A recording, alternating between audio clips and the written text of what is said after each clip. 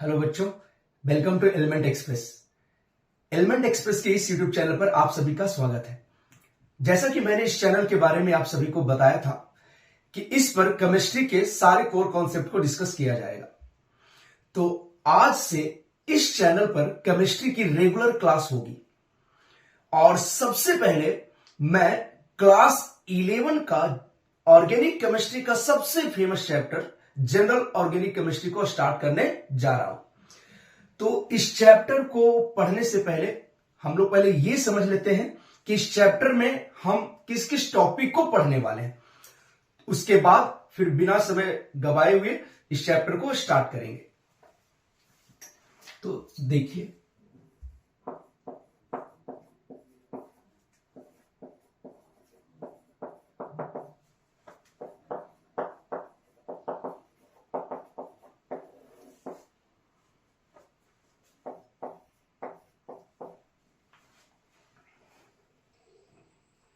General organic chemistry, जिसको GOC भी कहा जाता है।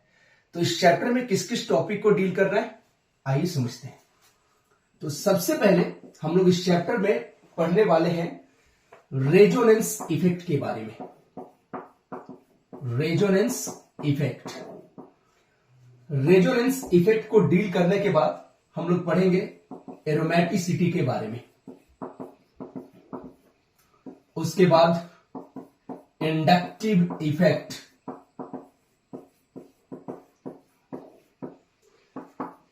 इसके बाद पढ़ेंगे हम लोग hyper conjugation.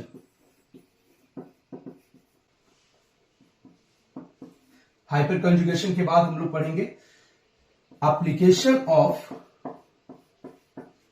Resonance and inductive effect.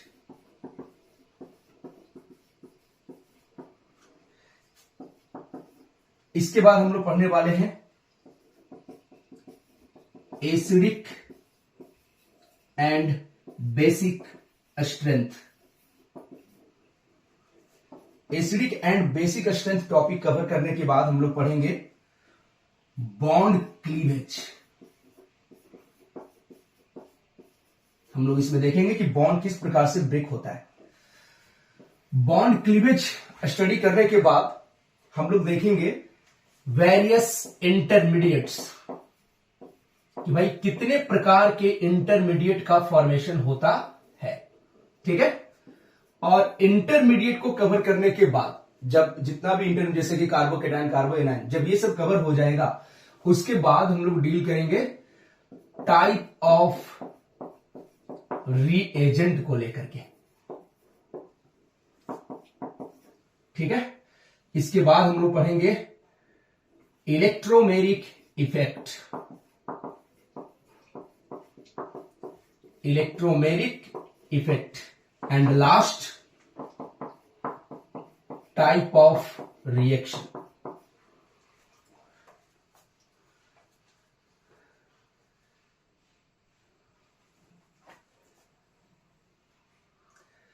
Total 11 topic है जो इस चैप्टर में हम लोग कवर करने वाले हैं, और मैं आपको ये 100% दावे के साथ कह सकता हूं कि इस वीडियो लेक्चर के माध्यम से इस चैप्टर को स्टडी करने के बाद आपसे लगभग सारा क्वेश्चन, चाहे वो आईआईटी जेईई का हो, चाहे वो नीट का हो, या फिर अदर कॉम्पिटिटिव एग्जाम का हो, इवन बोर्ड का हो, सारा क्वेश्चन आपसे बनेगा। अगर इस चैप्टर को आप इस वीडियो लेक्चर के माध्यम से ईमानदारी से देखेंगे, फुल कॉन्सेंट्रेशन के साथ, तो 100% आपसे क्वेश्चन बनेगा। तो चलिए अब बिना समय वेस्ट किए हुए अपने सबसे पहले टॉपिक रेजोनेंस इफेक्ट को स्टार्ट करने चलते हैं। रेजोनेंस इफेक्ट, तो इसको स्टार्ट करने से पहले मैं आपको बता दूं कि चूंकि यह एक रिकॉर्डिंग वीडियो है तो आप एक प्रॉपर नोट्स बनाते चलेंगे। मैं बीच बीच में लिखने के बाद बोर्ड से साइड हो जाया करूंगा और आप आसानी से उसका स्क्रीनशॉट ले लेना, नहीं तो वीडियो को पॉज करके आप आराम से उसको लिख लेना। ठीक है, चलिए स्टार्ट करते हैं इस चैप्टर को। और एक बात और कि हम जिस लैंग्वेज में आपको नोट्स लिखवाएंगे वो होगा इंग्लिश, हिंदी प्लस इंग्लिश। ठीक है, और आप इस तरह बस चीजों को समझने से मतलब रखिए और उसको याद रखना आसानी हो जाएगा। ठीक है, चलिए स्टार्ट करते हैं। तो सबसे पहले समझते हैं कि रेजोनेंस कहते किसको है और रेजोनेंस इफेक्ट क्या है। तो देखिए, जब किसी मॉलिक्यूल या आयन के अंदर पाई इलेक्ट्रॉन या नॉन बॉन्डिंग इलेक्ट्रॉन मूव होता हुआ दिखाई दे, चलता हुआ दिखाई दे, तो उस प्रोसेस को कहा जाता है रेजोनेंस, और उससे प्रोड्यूस होने वाले इफेक्ट को कहा जाता है रेजोनेंस इफेक्ट। समझिएगा टर्म एंड कंडीशन को। क्या बोला गया कि कोई मॉलिक्यूल है या आयन है, अब उस मॉलिक्यूल के अंदर पाई इलेक्ट्रॉन या फिर नॉन बॉन्डिंग इलेक्ट्रॉन, समझिए नॉन बॉन्डिंग इलेक्ट्रॉन का क्या मतलब है कि वैसा इलेक्ट्रॉन जो बॉन्ड फॉर्मेशन में पार्टिसिपेट नहीं किया हो। पाई इलेक्ट्रॉन का क्या मतलब है, वैसा इलेक्ट्रॉन जो पाई बॉन्ड में प्रेजेंट हो, पाई बॉन्ड का फॉर्मेशन में जो भाग लिया हो, उस इलेक्ट्रॉन को बोलते हैं पाई इलेक्ट्रॉन। तो किसी मॉलिक्यूल या आयन के अंदर अगर पाई इलेक्ट्रॉन या नॉन बॉन्डिंग इलेक्ट्रॉन मूव होता हुआ दिखाई दे, उसी को बोला जाता है क्या, डीलोकलाइजेशन। ठीक है, यहां पे कुछ कुछ नया नया वर्ड यूज होगा, उन सारे वर्ड को एब्जॉर्ब करने का प्रयास करना है। ठीक है, सिंपल सा डेफिनेशन बताया कि देखिए कोई मॉलिक्यूल या आयन है, उसके अंदर पाई इलेक्ट्रॉन या नॉन बॉन्डिंग इलेक्ट्रॉन चलता हुआ दिखाई दे या डीलोकलाइजेशन उसका देखने को मिले, तो उस प्रोसेस को बोलेंगे रेजोनेंस। लेकिन एक कंडीशन और है कि भाई पाई इलेक्ट्रॉन या नॉन बॉन्डिंग इलेक्ट्रॉन चलना चाहिए, कोई एटम या फिर सिग्मा इलेक्ट्रॉन का पोजीशन में कोई चेंज नहीं आना चाहिए। मतलब पाई इलेक्ट्रॉन या नॉन बॉन्डिंग इलेक्ट्रॉन चलना चाहिए, लेकिन एटम और सिग्मा इलेक्ट्रॉन चलना नहीं चाहिए, इसके पोजीशन में कोई बदलाव नहीं आना चाहिए, तब उस प्रोसेस को बोला जाएगा क्या, रेजोनेंस। ठीक है, और उससे प्रोड्यूस होने वाला इफेक्ट क्या कहलाएगा, resonance effect. I hope clear होगा आपको रेजोनेंस का डेफिनेशन।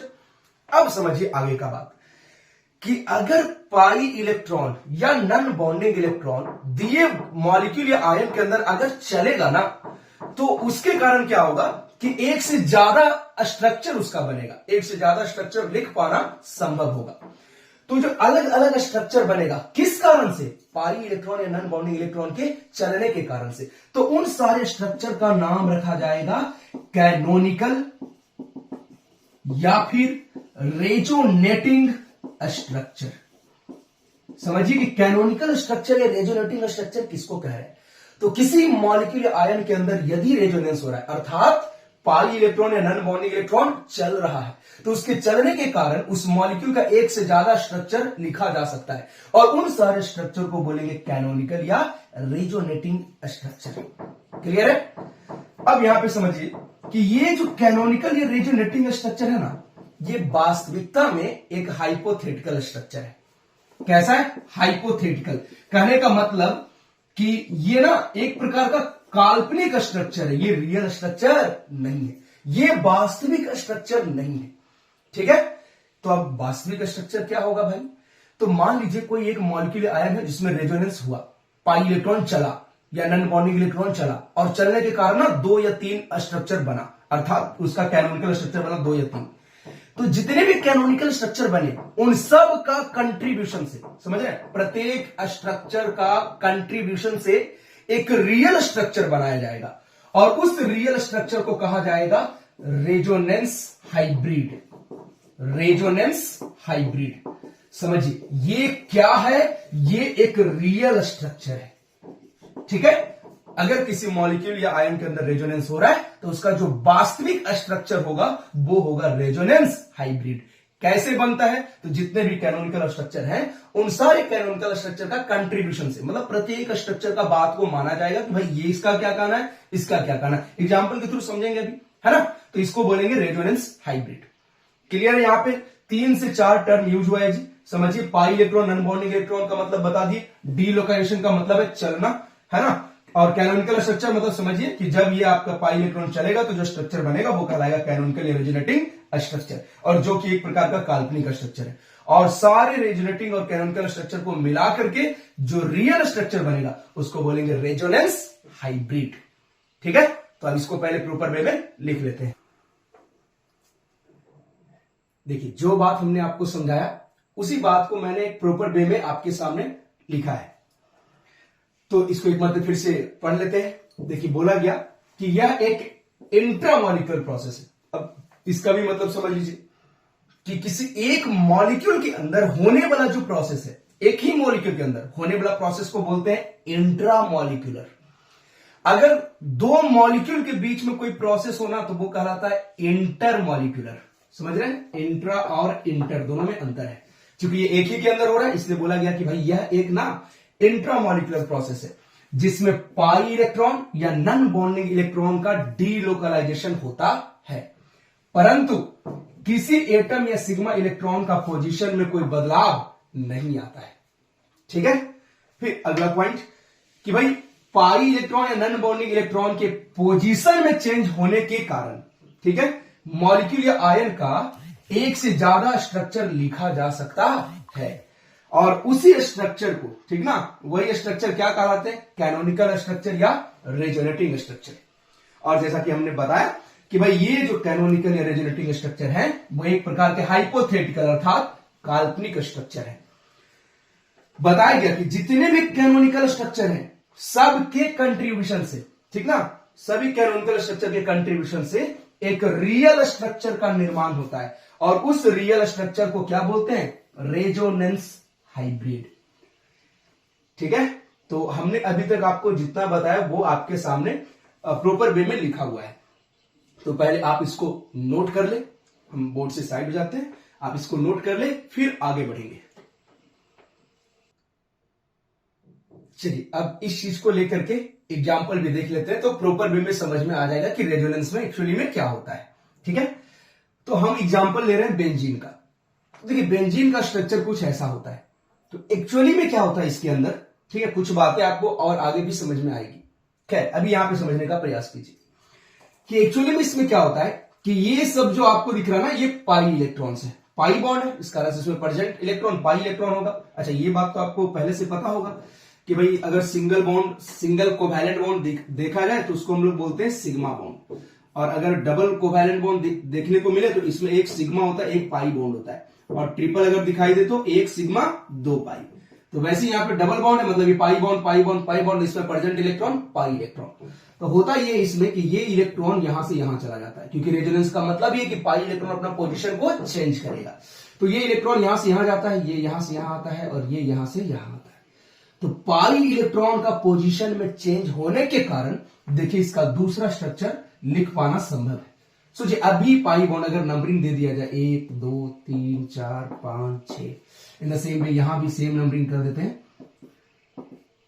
देखिए इस कंडीशन के अनुसार 1 और 2 के बीच में कोई पाई बॉन्ड नहीं है, लेकिन जैसे ही पाई इलेक्ट्रॉन ये चल के यहां से यहां आएगा 1 और 2 के बीच में पाई बॉन्ड आ जाएगा। इस कंडीशन के अनुसार 2 और 3 के बीच में पाई बॉन्ड है, लेकिन अगर ये पोजीशन चेंज किया तो 2 और 3 के बीच में कैसा बॉन्ड हो जाएगा? Single bond. तो ये जो स्ट्रक्चर बना पाई बॉन्ड के चलने के कारण जो दूसरा स्ट्रक्चर बन के रेडी हुआ, ठीक है, ये क्या कहलाएंगे? Canonical structure. यही है कैनोनिकल स्ट्रक्चर कि देखिए पाई इलेक्ट्रॉन के चलने के कारण एक नया स्ट्रक्चर बनके रेडी हो गया। अलग अलग स्ट्रक्चर लिखा जा सकता है और वो अलग अलग स्ट्रक्चर को बोलते हैं कैनोनिकल स्ट्रक्चर।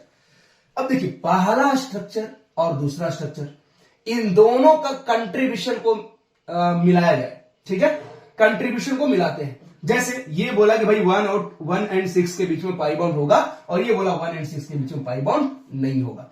तो अगर दोनों का बात को स्वीकार किया जाए मतलब कि कुछ परसेंट में 1 और 6 के बीच में पाई बॉन्ड है और कुछ परसेंट में नहीं है। एक बोल रहा है कि भाई 1 और 6 के बीच में पाई बॉन्ड है और दूसरा का क्या बोल रहा है? 1 और 6 के बीच में पाई बॉन्ड नहीं है। यानी कि हम कह सकते हैं कि 50% है भी और 50% नहीं भी।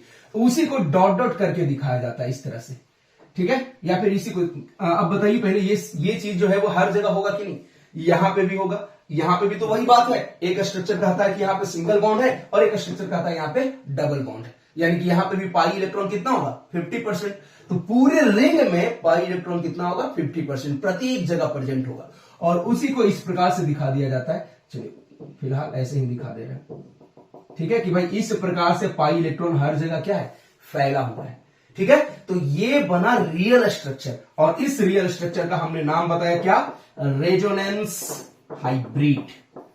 आई होप आपको रेजोनेंस क्या होता है ये समझ में आया होगा, कैनोनिकल स्ट्रक्चर क्या होता है और रेजोनेंस हाइब्रिड क्या होता है, पाई इलेक्ट्रॉन के चलने का क्या मतलब होता है। आई होप ये एग्जाम्पल के माध्यम से आपको ये सारी बातें समझ में आई होगी।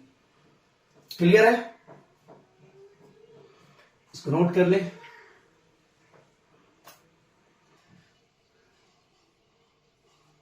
चलिए अब समझते हैं कि भाई कब रेजोनेंस शो करेगा और कब रेजोनेंस शो नहीं करेगा, अर्थात किस मॉलिक्यूल में रेजोनेंस होगा किस में नहीं होगा, इस बात का आइडिया हमको कैसे लगेगा, हम लोग कैसे बताएंगे कि भाई रेजोनेंस होगा कि नहीं होगा। उस कंडीशन को समझने चल रहे हैं, ठीक ना, कंडीशन टू शो रेजोनेंस।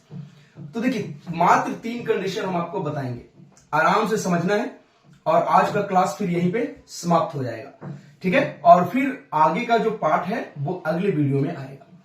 समझिए सबसे पहला कंडीशन क्या है, बोला अगर आप किसी मॉलिक्यूल को ऑब्जर्व कर रहे हैं तो उस मॉलिक्यूल के अंदर अगर कॉन्जुगेशन देखा गया, ठीक है, क्या होना चाहिए, कंजुगेशन होना चाहिए। अगर कंजुगेशन देखा गया तो संभावना है कि वो मॉलिक्यूल रेजोनेंस को शो करेगा, ठीक है।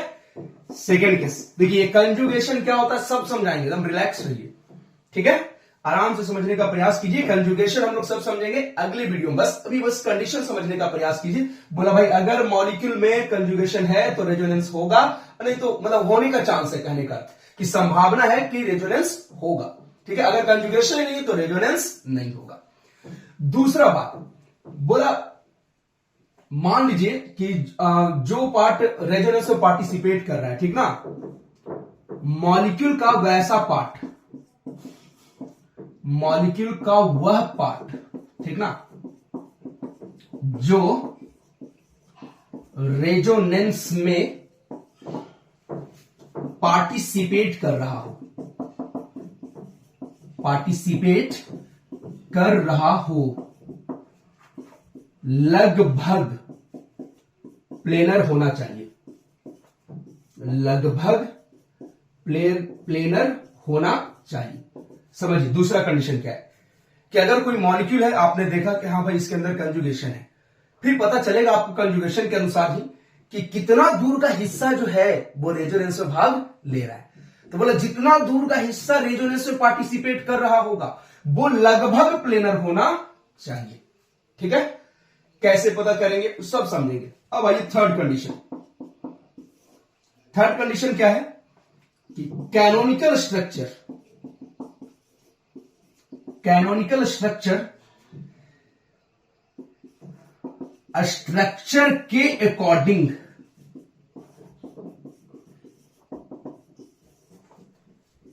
करेक्ट होना चाहिए, करेक्ट होना चाहिए। देखिए क्या लिखा गया, बताया गया है कि ये जो कैनोनिकल स्ट्रक्चर बनेगा, मान लीजिए आपने देखा कि सिस्टम में कंजुगेशन है, आपने देखा कि लगभग प्लेनर है, अब आपने रेजोनेंस करवाया, ठीक ना, कैनोनिकल स्ट्रक्चर बनाया। अब जो कैनोनिकल स्ट्रक्चर आपने बनाया वो स्ट्रक्चर के अकॉर्डिंग, अर्थात लेविस ऑक्टेट रूल पढ़े होंगे ना, लेविस वो डॉट स्ट्रक्चर, ठीक है, तो उस स्ट्रक्चर के अकॉर्डिंग ना वो कैनोनिकल स्ट्रक्चर सही होना चाहिए, गलत नहीं होना चाहिए। अगर सही हो रहा है तो पॉसिबिलिटी है कि रेजोनेंस होगा। तो यही वो 3 कंडीशन है जिससे पता चलेगा कि किसी गिवन मॉलिक्यूल या आयन के अंदर रेजोनेंस होगा कि नहीं होगा। एकदम सिंपल सा है जी, पहले चेक कीजिए कंजुगेशन है कि नहीं, फिर देखिए कि जितना दूर कॉन्जुगेटेड है वो लगभग प्लेनर है कि नहीं, और जैसे ही प्लेनर है तो एक मतलब ड्रॉ करके देखिए कैनोनिकल स्ट्रक्चर लेविस स्ट्रक्चर के अनुसार सही है कि गलत है। अगर सही रहा तो रेजोनेंस होगा, ठीक है, आप इसको नोट कर लेंगे। और आज का वीडियो यहीं पे समाप्त होता है और आगे हम लोग अगले वीडियो के माध्यम से सीखेंगे कि कैसे कैनोनिकल स्ट्रक्चर को ड्रॉ किया जाता है, ठीक है। तो नेक्स्ट वीडियो में हम लोग सीखने वाले हैं और नेक्स्ट वीडियो काफी ज्यादा इंपॉर्टेंट होने वाला है, लेकिन इस वीडियो को देख करके ही दूसरे वीडियो पे जाना है, ठीक है। चलिए